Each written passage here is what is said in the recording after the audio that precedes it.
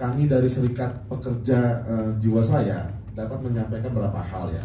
Yang pertama, bahwa manajemen Jiwasraya dalam hal ini akan melakukan rasionalisasi kepada seluruh pegawai Jiwasraya, yaitu dengan cara melayoffkan atau melakukan PHK dengan beberapa tahapan di dalam tahun 2023. Yang selanjutnya, langkah melayoffkan ini juga disampaikan selanjutnya akan diteruskan dengan menutup Jiwasraya sendiri. Jadi memang di kami itu KPI dari manajemen adalah untuk mengclosingkan atau mengkosongkan Jiwasraya, teman-teman. Yang selanjutnya, bahwa memasuki akhir tahun 2022 dengan doa ya, bahwa Jiwasraya dapat menjalani hari ulang tahun yang ke-163 tahun. Seluruh insan Jiwasraya telah melaksanakan program Trace-Through yang telah ditugaskan oleh manajemen kepada seluruh pegawai Jiwasraya, dan kami telah melaksanakannya dengan sangat baik dan telah disampaikan juga selamat oleh manajemen. Dan ini pun juga mengangkat citra bahwa pelaksanaan program Trace-Through ini telah dianggap sukses ya. Tapi dengan maksud ada teman juga. Dengan maksud rasionalisasi yang mau dilakukan di start di tahun 2023 ini juga sangat mengancam kelangsungan nasib para pegawai Jiwasraya dan familinya ya. Kami menyatakan tidak setuju terhadap maksud dari manajemen ini karena beberapa hal yang belum selesai juga. Yang pertama, misalkan kondisi dari yayasan kesejahteraan kami pun juga belum clear. Kemudian manajemen juga masih mempunyai hutang untuk melakukan top up terhadap dana pensiun pemberi kerja Jiwasraya.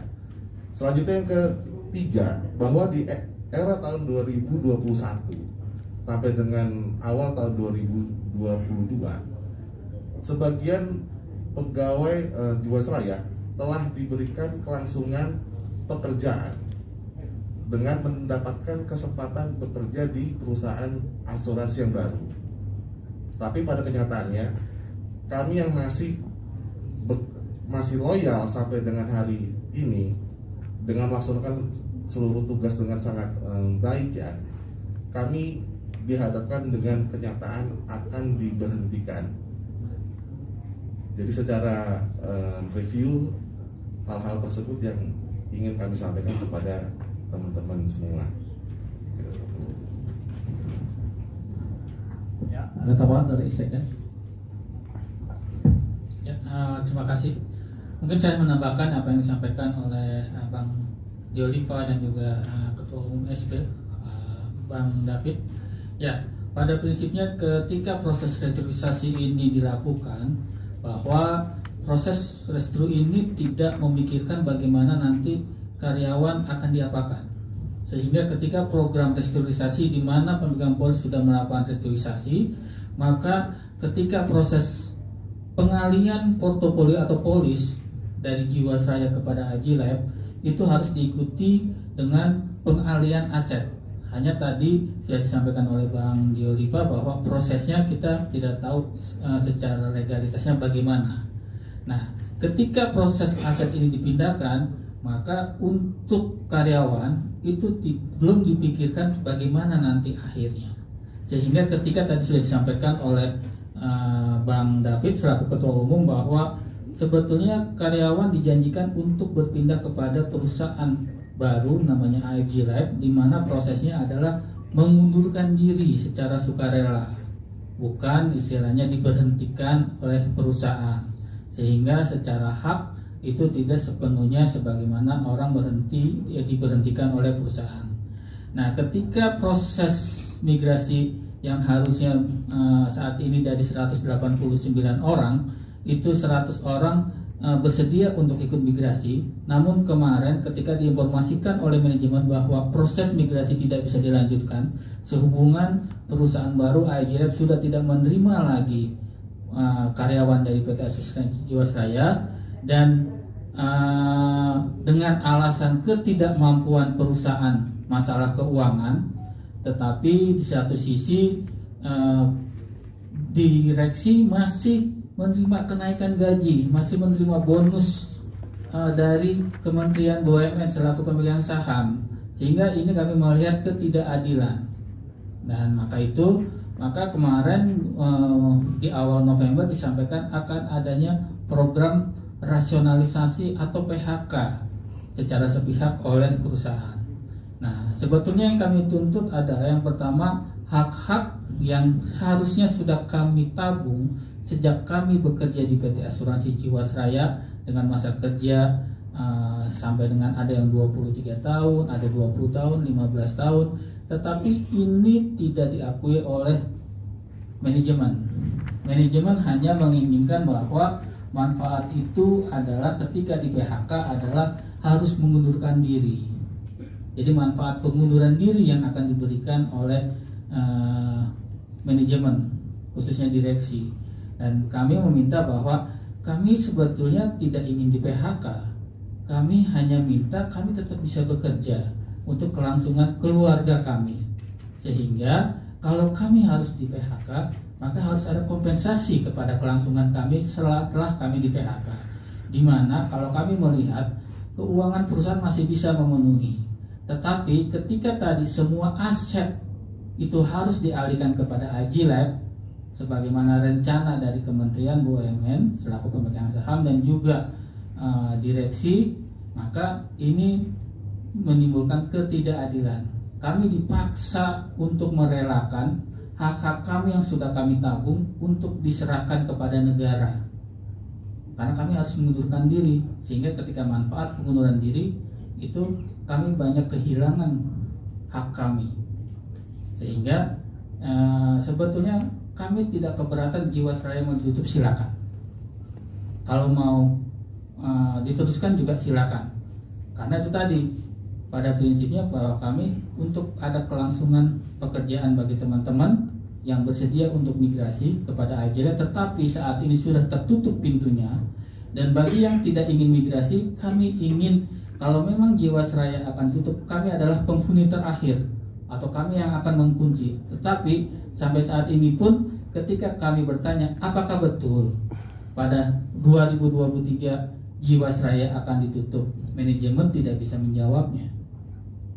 Jawabannya hanya mereka melaksanakan arahan dari Kementerian BUMN berdasarkan Rakortas CQ adalah dari Presiden Republik Indonesia.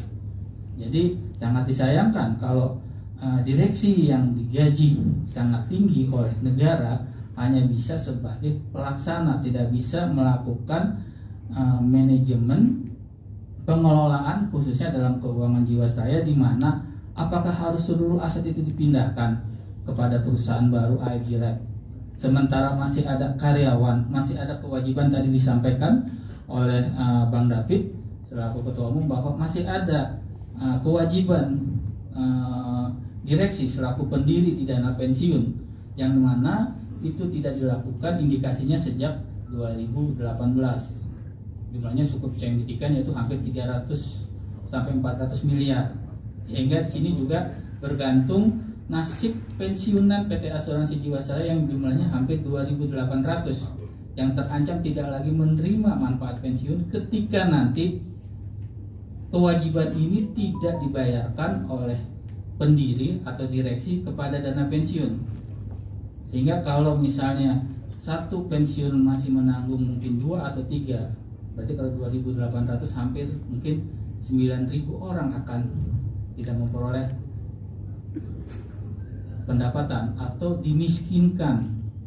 Sehingga kami minta adalah sebelum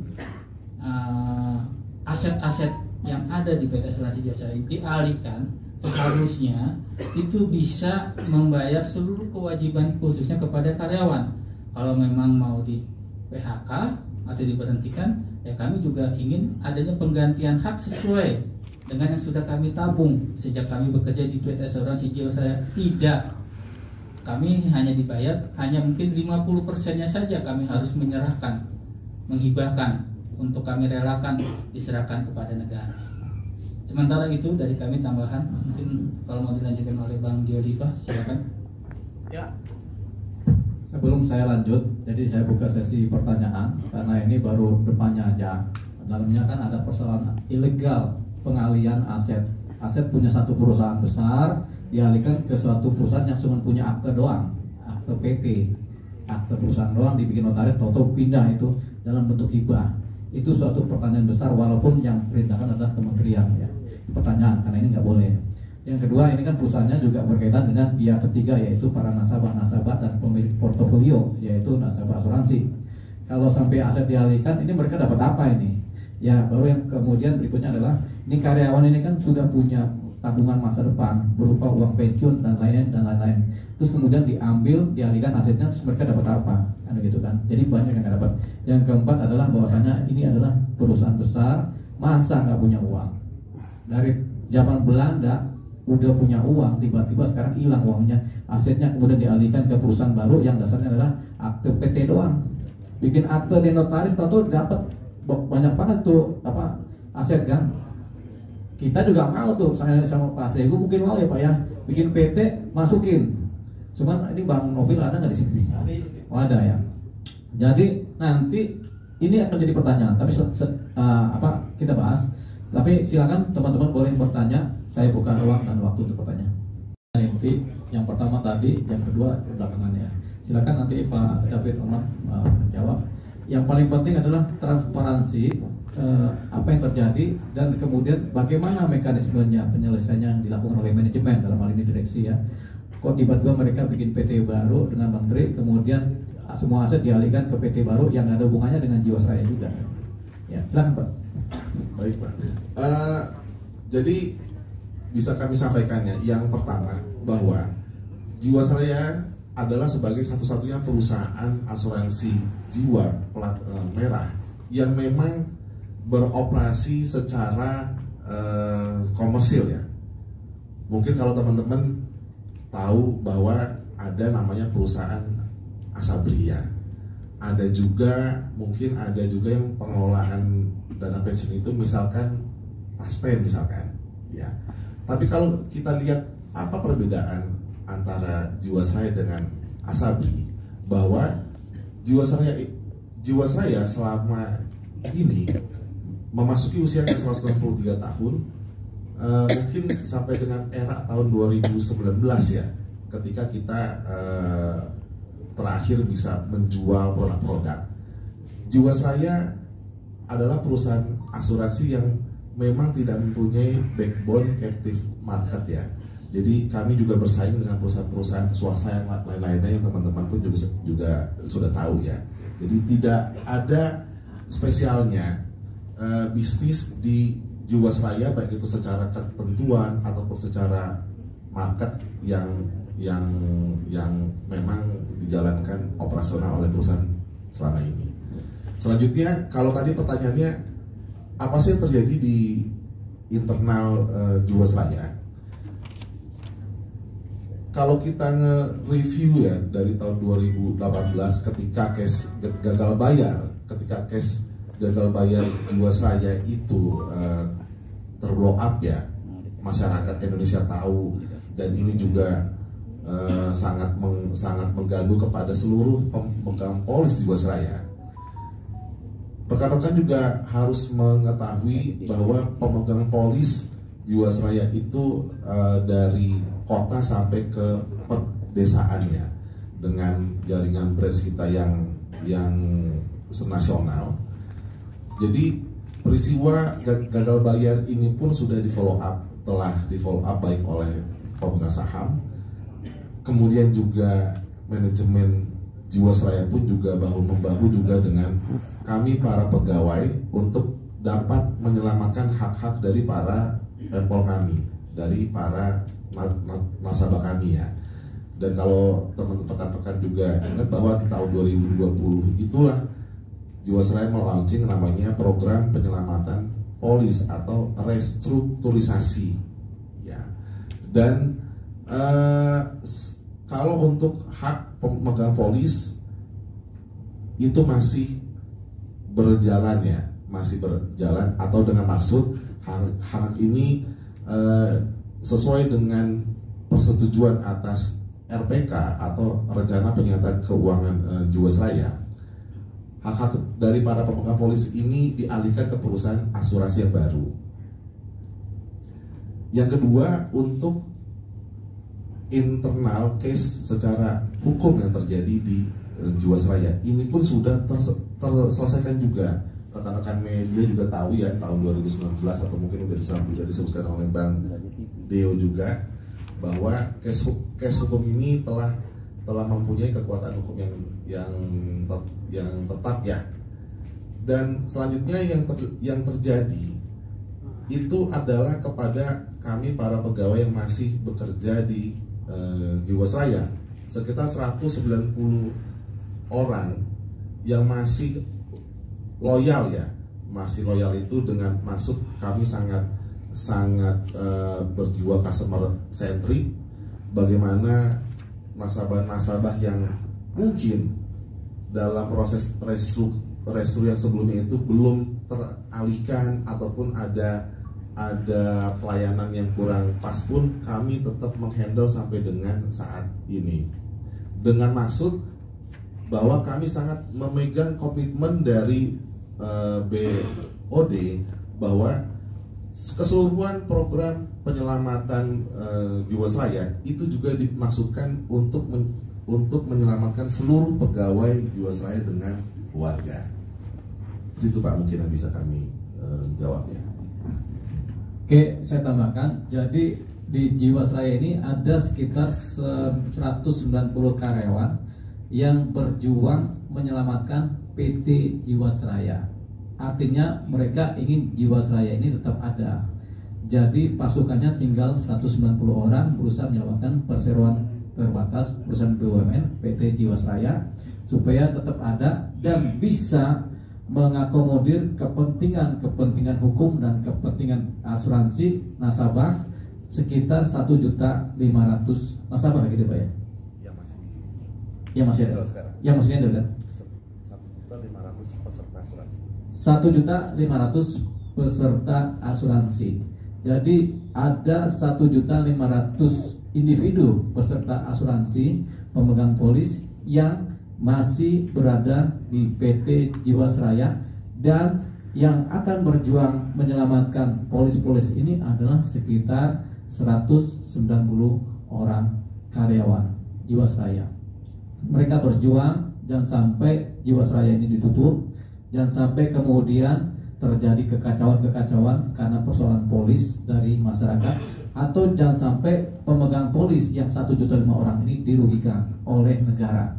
Jadi ini perjuangannya mereka 190 karyawan, ditambah lagi perjuangan saya selaku kuasa hukumnya dari para karyawan ini yang 190 orang ya Bang ya, supaya nanti Jiwasraya terselamatkan. Nah, yang akan membantu perjuangan ini tentunya adalah teman-teman media massa, media online akan bantu berjuang supaya yang legend ini jangan sampai mati hanya karena kepentingan sesat atau hanya karena kepentingan bisnis dari negara. Percayalah, negara kita sebenarnya uangnya banyak, cuman banyak dikorup.